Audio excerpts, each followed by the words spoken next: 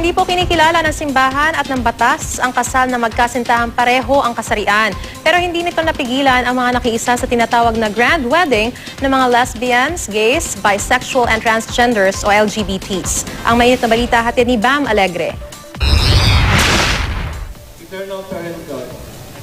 Nagpapadyama ng malakas na buhos ng ulan. Naglakad pa rin sa dambana ang magkasintahang Jen at Morn para sa isang seremonya. Hindi man legal ang same-sex marriage sa Pilipinas, itinuturing pa rin nila itong formal na kasal na magpapatibay sa kanilang pagsasama. Actually, it's a life-changing for the both of us na mabigyan ng chance na ikasal even though alam nating lahat na it's not legal here in the Philippines. Ito lang yung pwedeng, Angel, ano ba yun?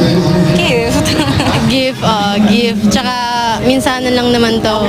Kaya, tsaka sobrang love namin yung isa't isa. Kabilang sila sa siyam na same-sex couple na sumailalim sa tinatawag nilang grand wedding dito sa Quezon Memorial Circle.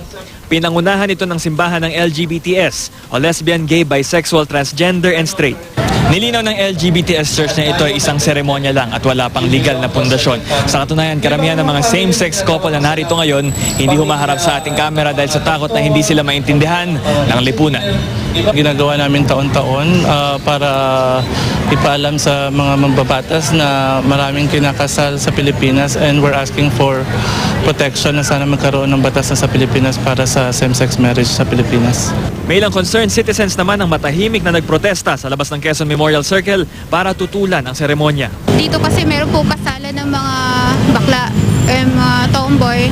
So ayon po kasi sa salita ng Diyos ay kasalanan po talaga yun. We don't hate them, we love them, kaya we need to preach kung ano yung tama. Ang simbahang Katoliko, mariing naninindigan na hindi dapat maisabatas ang same-sex marriage sa Pilipinas. You have the right to stay in one house, to be friends, to have a union. Pero huwag na nating pakialaman yung marriage as we know it today, especially the perspective of the Catholic Church based on its faith. So kahit sa Biblia kasi, kung titingnan mo, it's only man and a woman.